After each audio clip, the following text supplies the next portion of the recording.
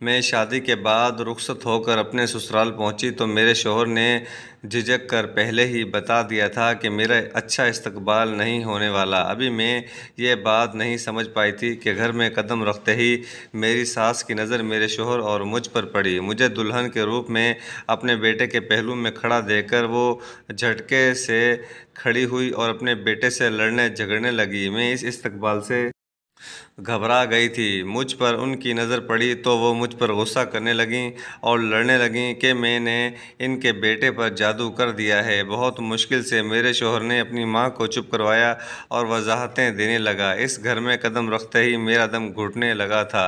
اس چھوٹے سے صحن میں جگہ جگہ بت کھڑے تھے اور عجیب رنگ بکھرے ہوئے تھے۔ میں ایک مسلمان لڑکی تھی، ظاہر ہے میرے لیے یہ سب دیکھنا اور برداشت کرنا نہایت مشکل تھا۔ گھر میں گندگی بھی پھیلی ہوئی تھی جس کی وجہ سے میرا شوہر پہلے بتا چکا تھا کہ اس کی بوڑھی ماں اب کام نہیں کر سکتی اور وہ بھی اپنی مصروفیات میں سے جیسے تیسے وقت نکال کر ماں کو سنبھالتا اور اس کا کھانا پینا برابر کرتا تھا۔ میرا شوہر اپنی ماں کو سنبھالتے ہوئے ان کے کمرے میں لے گیا اور میں مایوس سی ایک طرف بیٹھ گئی۔ یہ سب میرے لیے کچھ نیا نہیں تھا۔ میں جانتی تھی کہ میرا شوہر بچپن سے ہندو تھا اور اس کی ماں کا مذہب بھی ہندو ہے۔ ایک ہندو کے گھر مورتیوں اور پتھر کے بتوں کا ہونا کوئی تعجب خیز بات نہ تھی۔ مجھے لگا تھا کہ میں یہ سب برداشت کر لوں گی، مگر اب اس گھر میں آ کر مجھے پریشانی محسوس ہو رہی تھی۔ میں ایک مذہبی لڑکی تھی، میرے لیے ایسے ماحول میں رہنا اور عبادت کرنا نہایت مشکل ثابت ہونے والا تھا، مگر اپنے شوہر کی خاطر میں یہ سب کرنے کو تیار تھی۔ اندر اپنے کمرے میں پہنچی ہی تھی کہ میری ساس اپنے بیٹے پر بری طرح چیخ رہی تھی۔ میری ساس کے الفاظ مجھے تکلیف دے رہے تھے۔ وہ بری طرح چلا چلا کر اپنے بیٹے سے یہ کہہ رہی تھی کہ اتنا پاپ ہو گیا، بھگوان کی ناراضگی میں کیسے برداشت کر سکتی ہوں؟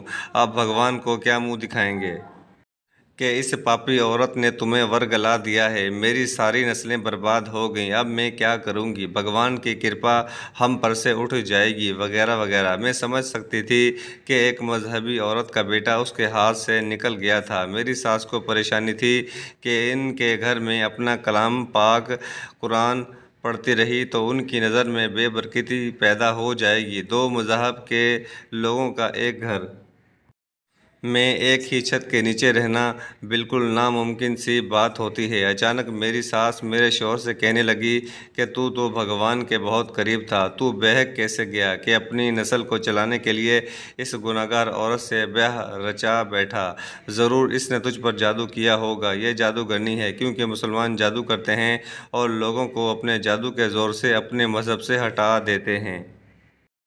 پھر ایسے لوگ اپنے مذہب سے ہٹ کر گناہ کمانے لگتے ہیں۔ میں خاموشی سے اپنی ساس کی باتیں سن رہی تھی۔ اسلام جب کسی غیر مذہب کے دل میں گھر کر جائے تو ایسے ہی غیر مذہب کے لوگ اللہ کو پا لینے کے بعد اپنا گھر بار اور دوست دنیا سب چھوڑ دیتے ہیں۔ دراصل انہیں اللہ اپنے قریب کر لیتا ہے، اور یہ بات صرف وہی سمجھ سکتے ہیں جو اسلام کے دائرے میں داخل ہوتے ہیں، ورنہ دوسرے لوگ اسلام کو جادو ہی سمجھتے رہتے ہیں۔ میری ساس بھی غم زدہ تھی اور میرا شوہر ان کو سمجھانے کی کوشش کر رہا تھا اور انہیں روک رہا تھا کہ اسے ایسا ویسا کچھ مت کہیں، وہ اب میری بیوی ہے، میں اس سے محبت کرتا ہوں، وہ اچھی لڑکی ہے۔ میرے شوہر کے ان الفاظ نے جہاں میری ہمت بندھائی وہیں میری ساس کو گنگ کر دیا تھا۔ وہ تڑپ تڑپ کر رونے لگی اور اپنے بیٹے سے لڑتے ہوئے اسے شرم دلانے لگی کہ اس جادوگرنی نے مجھ سے میرا بیٹا چھین لیا ہے تو اس کو بیوی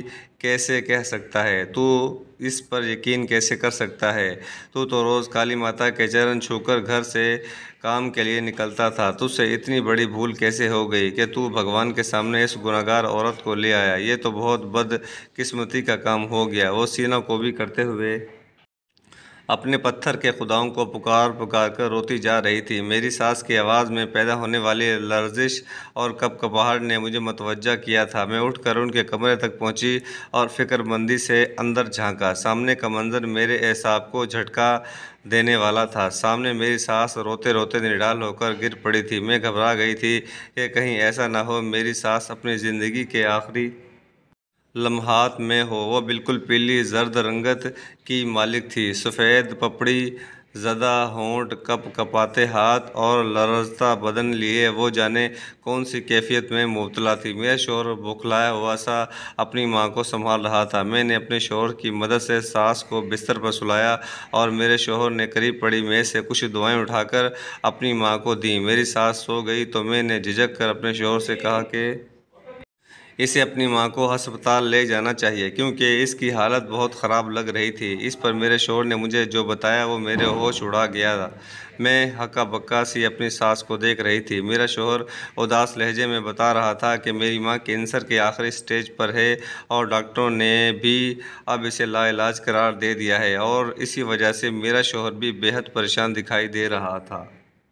مجھے ان دونوں پر بہت ترس آیا تھا۔ میں کینسر کا سن کر اپنے طور پر علاج کا سوچ چکی تھی کیونکہ میرے پاس ایک وظیفہ تھا جس سے کینسر جیسے موذی مرض کا بھی بآسانی علاج کیا جا سکتا تھا، مگر فی الحال وہ میں اپنے شوہر کو بھی نہیں بتا سکتی تھی، ورنہ وہ یقین نہ کرتا اور شاید مجھے واقعی جادوگرنی سمجھ لیتا۔ میں اپنے ہاتھ سے اپنی جگہ سے اٹھ کھڑی ہوئی اور اپنے شوہر کے کمرے کی طرف رخ کیا جو اب میرا بھی کمرہ تھا۔ میں نے ہاتھ منہ دھو کر سوٹ کیس سے سادہ سا جوڑا نکال کر زیب تن کیا اور گہری سانس بھرتے ہوئے کمرے سے نکل کر گھر کی صفائی ستھرائی میں مصروف ہو گئی۔ تب ہی میرا شوہر بھی اپنی ماں کے پرسکون ہوتے ہی میری مدد کو چلا آیا۔ اس کی سب سے بڑی خوبی یہی تھی کہ وہ اپنی ماں اور مجھے برابر حق دے رہا تھا۔ اس نے اپنی ماں کو مورتیوں کو ہٹا کر پاک جگہ کی اور عشاء کی نماز ادا کرنے کے بعد آئندہ زندگی کی آسانی کے لیے نوافل بھی ادا کیا اور تھکی ہاری سی بستر پر دراز ہو گئی۔ صبح اذانوں کی آواز سنتے ہی میں اٹھ کر بیٹھ گئی اور نماز ادا کرنے لگی۔ ہلکی آواز میں قرآن پاک کی تلاوت کی اور پھر چند اذکار کے ساتھ کچن کا رخ کیا تو میری ساس وہاں پہلے سے موجود تھی۔ مجھے دیکھتے ہی اس کے ماتھے پر بل پڑ گئے اور بولی کہ میرے کچن کو ناپاک مت کر، تم باقی گھر میں چاہے گھومو پھرو مگر کچن میں نہیں آ سکتی۔ میں اپنی ساس کی بات سے پریشان ہو گئی۔ اب جب کہ میں جان چکی تھی کہ وہ بیمار تھی، اس کے بعد اس کا یوں کچن میں اپنا کام خود کرنا مجھے فکر میں مبتلا کر رہا تھا، مگر میں خاموشی سے نکل گئی۔ مجھے لگا تھا کہ بات بس یہیں تک رہے گی، مگر اصل پریشانی مجھے تب ہوئی جب میری ساس ناشتہ کرتے ہی ہمارے کمرے میں داخل ہوئی اور اگلے ہی لمحے ان کی غصیلی آواز سے گھر گونج اٹھا تھا۔ میں جو صحن میں بیٹھی چپ چاپ تسبیح کر رہی تھی، ان آوازوں پر گھبرا گئی۔ میرا شوہر بھی کام پر جانے کی تیاری کر رہا تھا۔ بوکھلا کر باتھ روم سے نکل کر اپنی ماں کے پاس پہنچا۔ میری ساس کمرے میں رکھے اپنے بت ڈھونڈ رہی تھی اور اپنے بیٹے کو لان تان کر رہی تھی کہ جس نے اس کے پتھر کے بتوں کو میری خاطر چھپا دیا تھا۔ میری ساس نے اس بات پر ہنگامہ کھڑا کر دیا تھا اور ڈھیر سارے نئے بت منگوا کر پورے گھر میں پھیلا دیے۔ میرے لیے عبادت کرنا مشکل ہو گیا تھا۔ میرے شوہر نے اپنے گھر کی چھت پر بنے ایک چھوٹے سے کمرے کو میرے لیے پاک کر کے عبادت گاہ بنا دیا۔ وہ شرمندہ تھا مگر اپنی بیمار موت کے قریب ماں سے ضد نہیں کرنا چاہتا تھا۔ میں بھی خاموشی سے وہاں جا کر عبادت کرنے لگی تھی اور نہایت رازداری سے میں اپنی ساس کی بیماری کے لیے اپنے وظیفہ بھی کر رہی تھی۔ دن یوں ہی دھوپ چھاؤں سے گزر رہے تھے کہ میں خاموشی سے اپنے کام میں مگن رہتی تھی۔ میری ساس کا جب بھی مجھ سے سامنا ہوتا تو وہ اپنی زبان سے تیر برساتی رہتی اور لڑنے لگتی کہ میں نے ان کے گھر کا سکون برباد کر دیا ہے۔ میں ان سب پر دھیان نہیں دیتی تھی مگر کبھی کبھی دل دکھ کر رہ جاتا، مگر میں خاموش ہی رہتی، پلٹ کر کبھی ساس کو جواب تک نہ دیا۔ میری ساس کھل کر اپنے بتوں کی پوجا کرنا چاہتی تھی مگر بیماری کی وجہ سے ان کے لیے یہ سب مشکل ہو رہا تھا۔ وہ اکثر رونے لگتی کہ کاش میری ایسی بہو آتی جو گھر میں پوجا کرتی رہتی اور گھر میں گھنٹے بجتے رہتے تاکہ میری ساس کو بھی سکون ملتا، مگر جب سے میں آئی تھی گھر میں ایک الگ سی خاموشی رہنے لگی تھی۔ میرا ہر وقت درود پاک کا ورد کرنا میری ساس کو کھٹکا دیتا تھا کہ اب میں زیر لب آخر کیا بڑبڑاتی رہتی ہوں۔ وقت گزرنے کے ساتھ ساتھ میری ساس کی صحت بحال ہونے لگی۔ وہ خود بھی اپنے اندر تبدیلی محسوس کر رہی تھی مگر اس بات نے اس کو خوش کرنے کے بجائے مزید گھبراہٹ میں مبتلا کر دیا تھا۔ ان کو کسی جاننے والی نے اس وہم میں مبتلا کر دیا تھا کہ وہ موت سے پہلے والے سکون کی طرف مائل ہیں۔ وہ مجھ سے لڑنے لگتی تھی کہ میں ان کی زندگی ختم کر رہی ہوں اور ان پر جادو ٹونا کرتی رہتی ہوں۔ ان کی تسلی کے لیے میرا شوہر ان کا معائنہ کروانے کے لیے جہاں ڈاکٹروں نے ان کے کچھ ٹیسٹ کیے اور رزلٹ بعد میں آنے کا بتا کر بھیج دیا۔ ٹیسٹ کا نتیجہ آنے سے پہلے کے تمام روز میری ساس خوف میں مبتلا رہتی۔ انہیں لگتا تھا کہ ٹیسٹ کے نتائج میں یقیناً ان کی موت کا پروانہ ہوگا۔ ایک ہفتے کے بعد میرا شوہر ٹیسٹ کا نتیجہ لے کر گھر لوٹا تو بے حد خوش تھا، اور آتے ہی مجھ سے بولا کہ تم ہمارے لیے بہت خوش بخت ثابت ہوئی ہو۔ پھر اس نے اپنی ماں کو خوشی سے گلے لگایا۔ میری ساس ان سب سے حیران رہ گئی اور بیٹے سے اس خوشی کی وجہ دریافت کرنے لگی۔ میں بھی سوالیہ نظروں سے اپنے شوہر کو دیکھ رہی تھی۔ ان کا چہرہ خوشی سے چمک رہا تھا اور پہلی بار وہ اتنا کھل کر ہنس کر بول رہا تھا۔ تب میرے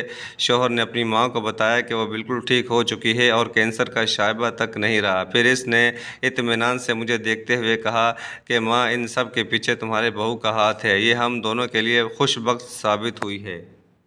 ان کا دین غلط یا جھوٹا نہیں ہے۔ میری ساس اپنی بیماری کے بالکل ہی ختم ہو جانے کا سن کر ساکت سا رہ گئی تھی۔ اسے یقین نہیں آ رہا تھا کہ موت کے قریب پہنچ کر انہیں زندگی مل گئی ہے۔ میں اطمینان سے مسکرا رہی تھی۔ میرا اللہ پر یقین اور میرا وظیفہ کارگر ثابت ہوا تھا۔ میری ساس نے حیرت بھرے لہجے میں مجھ سے استفسار کیا کہ میں نے ایسا کیا کر دیا کہ وہ بالکل ٹھیک ہو گئی ہے۔ وہ اب میرے مذہب کے بارے میں جاننا چاہتی تھی۔ وہ متجسس تھی کہ کوئی مذہب اتنا طاقتور کیسے ہو سکتا ہے کہ بیماری کا علاج کر دے۔ اس روز میں نے اپنے شوہر اور ساس کو نہایت اعتماد سے بتایا کہ میں نے آپ لوگوں سے چھپ کر ایک وظیفہ کیا تھا اور اپنی ساس کو پانی دم کر کے دن میں 3 بار پلاتی رہی تھی۔ میری بات نے میرے شوہر کو بھی چونکا دیا، جبکہ میری ساس ایک دم چپ سی رہ گئی۔ میرا شوہر حیرت سے مجھے دیکھنے لگا اور بولا کہ اگر تم علاج کرنا چاہتی تھی تو چھپایا کیوں؟ میں نے اپنے شوہر کو بتایا کہ بے شک میرا یقین اپنے اللہ پر پورا ہے، مگر وہ لوگ یقیناً تب میری بات نہ سمجھ سکتے اور میری ساس جان لیتی کہ تو کبھی میرا دم کیا ہوا پانی نہ پیتی۔ میرا شوہر خاموش ہو گیا۔ میری ساس پر شوق لہجے میں مجھ سے اس بابرکت کلام کے بارے میں بار بار سوال کرنے لگی اور تفصیل جاننے کی کوشش کرنے لگی۔ میں نے اپنی ساس کو بتایا کہ مجھے ہر روز دن میں 3 بار یعنی صبح، دوپہر، شام سورہ رحمان کو سن کر یا پڑھ کر پانی پر دم کرنا تھا۔ اس اپنی ساس کی پابندی کی وجہ سے میں گھر میں کھل کر سورہ رحمان کی تلاوت نہیں لگا سکتی تھی، اسی لیے میں نے روزانہ خاموشی سے خود تلاوت کی اور پانی پر دم کر کے آپ کو پلاتی رہی۔ ٹیسٹ سے پہلے کے 7 دن تک یہ عمل بلا ناغہ کر لینے کے بعد 8ویں روز روک دیا اور ٹیسٹ کا انتظار کرنے لگی۔ میں نے بتایا کہ مجھے پوری امید تھی کہ میری ساس کو شفا نصیب ہوگی، کیونکہ ہم مسلمانوں میں کینسر کے مریضوں کے لیے سورہ رحمان آزمودہ نسخہ کے طور پر استعمال کی جاتی ہے۔ میری ساس پر بھی اس پاک ذات نے کرم نوازی کی اور انہیں شفا دے دی۔ مجھ سے ساری تفصیل جان لینے کے بعد میری ساس کے دل میں اچانک ہی یہ خواہش جاگی کہ وہ ہمارے مذہب کو مزید پڑھنے اور جاننے کی کوشش کرے گی، کیونکہ ایسا مذہب جس کی عبادت میں بیماریوں کی شفا ہو، جس کے کلام کی برکت سے موذی مرض سے نجات حاصل ہو۔ میری ساس جذباتی پن سے روتے ہوئے کہنے لگی کہ مجھے یہ زندگی تمہارے خدا نے دی ہے تو اب سے میرا خدا بھی وہی ہے۔ میں اس خدا کے اس احسان کے بدلے ساری عمر اس کا شکر ادا کر کے زندگی گزار دینا چاہتی ہوں۔ میں اپنی باقی زندگی اسی کے حکم کے مطابق ہی گزار دوں گی، بھلے سے وہ زندگی 2 روز کی ہو۔ تم مجھے اپنے رب کے حضور سجدہ کرنا سکھا دو۔ میری آنکھوں سے خوشی کے آنسو جھلک پڑے اور میں نے اس بات میں سر ہلا کر اپنی ساس کو سینے سے لگا لیا۔ میرا شوہر بھی تشکر بھری نظروں سے مجھے دیکھنے لگا تھا، کیونکہ میں نے ایک ناممکن امر کو ممکن کر دکھایا تھا۔ مجھے یاد تھا جب پہلی بار میرے شوہر نے میرا راستہ روکا تھا۔ میں ایک مسلمان اور باحجاب لڑکی تھی، جبکہ میرا شوہر ہندو تھا۔ ہم دونوں ایک یونیورسٹی میں پڑھتے تھے۔ میرے شوہر کو میرا حجاب کرنا اور مردوں سے اپنا آپ چھپا کر رکھنا بہت اچھا لگتا تھا۔ اپنے ارد گرد گھومتی بے پردہ لڑکیوں میں اسے کبھی کشش محسوس نہیں ہوتی تھی۔ وہ ہر وقت مجھے دیکھتا رہتا اور میرا پیچھا کرتا رہتا تھا۔ یونیورسٹی سے فارغ ہوئی تو میں نے ایک مدرسے میں نوکری کر لی، جہاں میں دین کی تعلیم دینے لگی تھی، جبکہ میرا شوہر اپنی ذہانت اور بہترین تعلیمی کارکردگی کی وجہ سے ایک اچھی جگہ ملازمت کرنے لگا تھا۔ ایک روز میں مدرسے جا رہی تھی جب میرے شوہر نے میرا راستہ روکا۔ وہ بہت پریشان اور الجھا ہوا سا لگ رہا تھا۔ مجھے اس پر حیرت ہوئی، کیونکہ میں اسے نہیں جانتی تھی، نہ ہی اسے پہچان پائی تھی۔ میں نے اسے یونیورسٹی میں بھی ہمیشہ صرف اپنی تعلیم پر توجہ رکھی تھی۔ اس نے میرا راستہ روکتے ہوئے مجھ سے التجا کی تھی کہ میں اس کی بات سن لوں۔ اس کے پریشان لہجے پر بے ساختہ میں نے سر ہلا دیا، حالانکہ میں اپنی حدود جانتی تھی کہ مجھے غیر محرم مردوں سے بات چیت نہیں کرنی چاہیے، مگر وہ جتنا پریشان لگ رہا تھا، میں مدد کے خیال سے بات سننے کے لیے مان گئی۔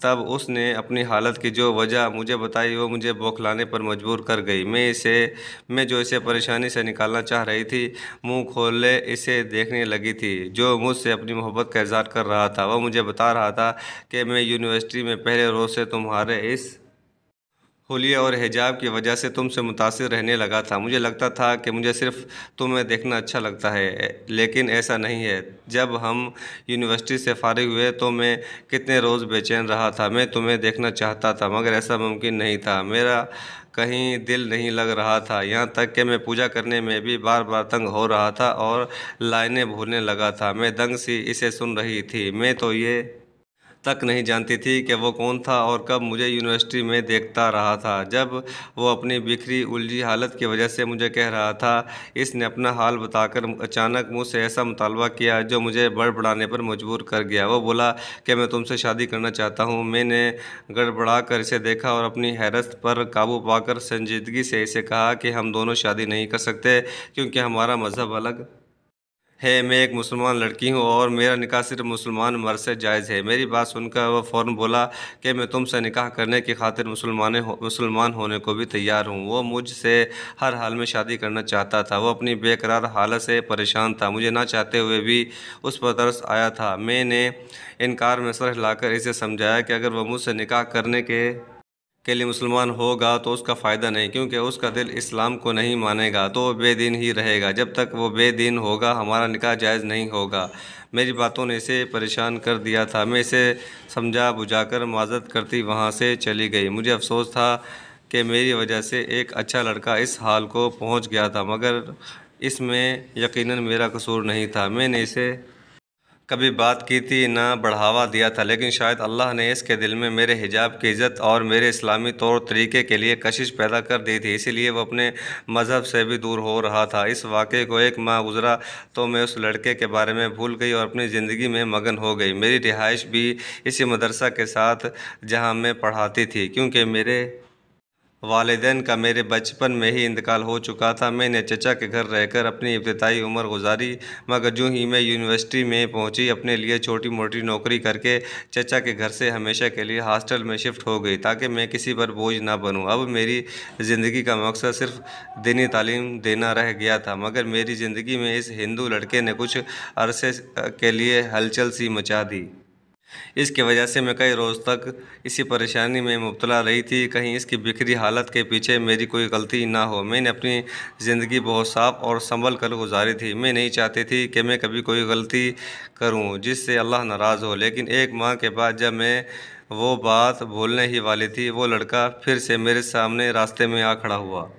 میں اسے دیکھ کر گھبرا گئی۔ اس نے پہلی بار کی طرح مجھ سے بات کرنے کی درخواست کی تو اس کا لہجہ کافی بدلا ہوا تھا۔ وہ مہذب اور سلجھے ہوئے لہجے میں درخواست کر رہا تھا۔ وہ خود بھی پہلے کی نسبت کافی بدلا ہوا لگ رہا تھا۔ میں نے پہلے تو مصروفیات کا بہانہ بنا کر انکار کرنے کی کوشش کی، مگر وہ بازد ہوا تو مجھے مجبوراً اس کی بات سننا پڑی۔ وہ مجھے ایک طرف لے جا کر سر جھکائے مناسب الفاظ سوچنے لگا اور میں سوچنے لگی کہ اگر وہ پھر سے شادی کے لیے ضد کرے گا تو میں اسے کچھ دینی تعلیم کی کتابیں دے کر اسلام کا مطالعہ کرنے کی ہدایت دوں گی، تاکہ وہ اسلام کو سمجھے اور پھر فیصلہ کرے کہ اس سے مسلمان ہونا ہے یا نہیں۔ ابھی میں سوچ رہی تھی کہ اس نے بات شروع کی اور اس کا پہلا جملہ ہی میرے توقع کے بالکل برعکس تھا۔ میں جھٹکا کھا کر رہ گئی۔ وہ بول رہا تھا کہ اس نے اسلام قبول کر لیا ہے اور اس بار اس نے اسلام کو سمجھ کر اس کا مطالعہ کر کے اللہ کی خاطر قبول کیا تھا۔ اس کا اسلامی نام ابو بکر تھا۔ میں حیران سی اس لڑکے کو دیکھ رہی تھی۔ تب وہ بولا کہ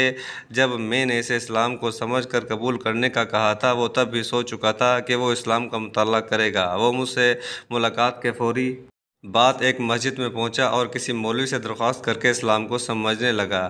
1 پورا ماہ اس نے اسلام کو سمجھا اور جب اس کا دل مکمل طور پر مسلمانیت کے لیے راضی ہوا تو اس نے اسلام قبول کر لیا۔ وہ اسلام قبول کرنے کے فوراً بعد ہی میرے پاس آیا تھا۔ وہ بولا کہ اس بار میں نے اللہ کے لیے اسلام قبول کیا ہے، مگر میں تم سے پھر بھی شادی کرنا چاہتا ہوں، کیونکہ تم میری وہ محسنہ ہو، جس کی وجہ سے مجھے میرا حقیقی خدا ملا ہے اور میری آخرت سنور گئی ہے۔ اس کی بات نے میرے لب سی دیے تھے۔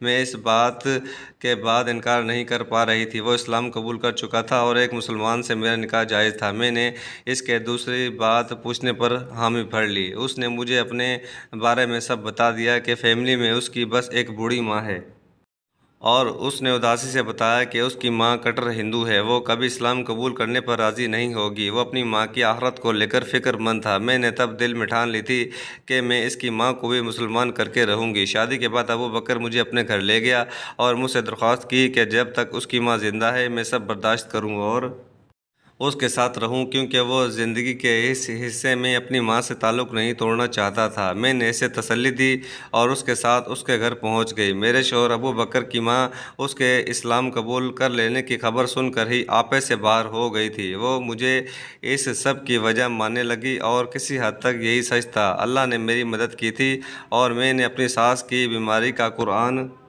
سے علاج کر کے انہیں بھی مسلمان کر دیا تھا۔ وہ اپنے آخری دنوں میں تیزی سے اسلام سیکھنے لگی تھی اور مطمئن بھی ہو چکی تھی، مگر ان کے پاس وقت بہت کم بچا تھا۔ 2 ماہ بعد ہی وہ اسلام کے دائرے میں داخل ہو کر انتقال کر گئی۔